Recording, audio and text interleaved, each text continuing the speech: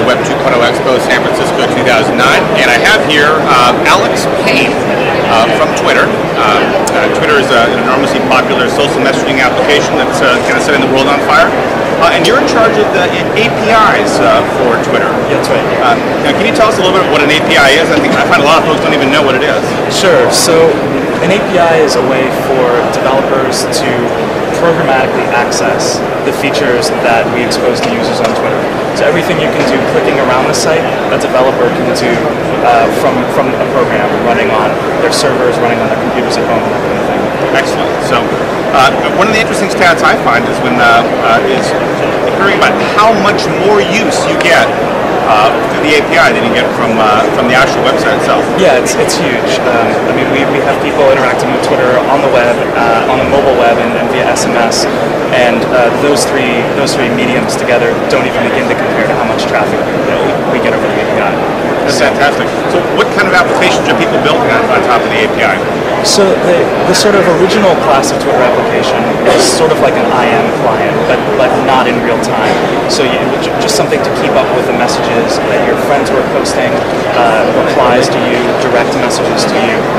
Applications like Twitterific and Twirl were this sort of first class, but people have broken out of that, and now they're building on top of our search API.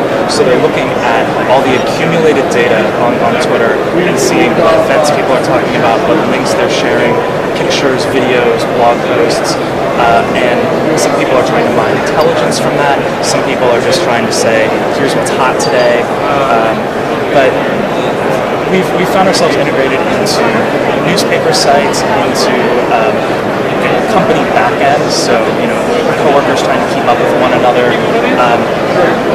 We're everywhere. Oh yeah, it's fantastic. Yeah, it's amazing to see what you guys are doing there. So, how does that work from a business model perspective? I know you probably limited amounts you can talk about, but I mean that's the question I hear everyone asking. I love the API, but I'm not sure where the business is there. Yeah, our perspective is that, and certainly we've had developers come to us and say, I'd love to pay you guys for more API requests per hour or a higher quality of service. Our perspective is that we want to provide the highest quality of service we can via the API for free to as many people as possible, just as a way to keep people involved.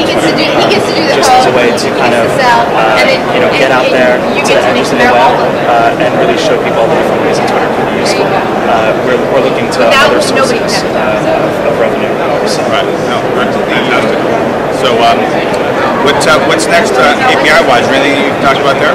Sure. So we're wrapping up a public beta for OAuth, and this is a way of applications identifying themselves without sending usernames and passwords around.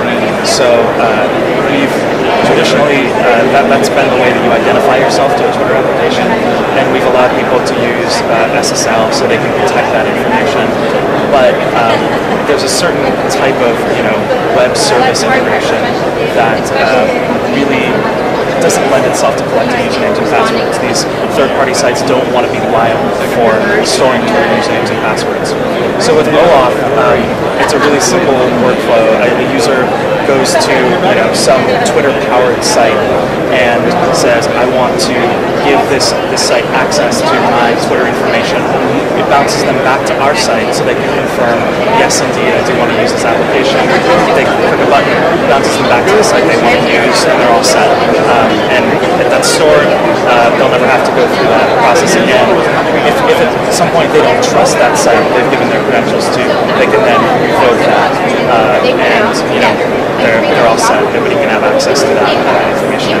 Yeah. So it's a safe way for people to use Twitter from other sites without worrying about their passwords getting emails. Exactly. That's great stuff, and I think the web community, the open web community in particular, really likes what you guys have done there. Sure. The other big thing we've got coming up, there's been a certain type of application that needs a ton of data from us.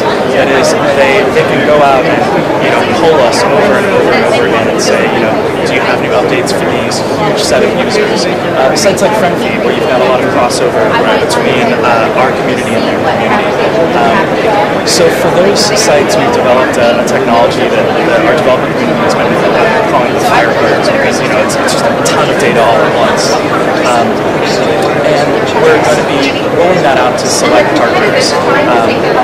And it's really going to, I think, improve the experience on those third-party sites. They'll be able to get updates from our system much faster, and in turn, show people a more kind of real-time view of what's happening on Twitter and how it intersects with their applications. Yeah, that's exciting.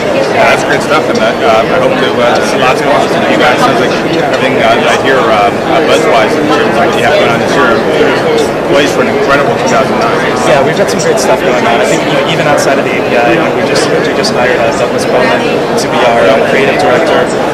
I think we're going to see some really great improvements to the user-facing site, and we've got a bunch of talent and engineers coming in, and we're actively hiring. So hopefully it's going to be. And they're probably terrified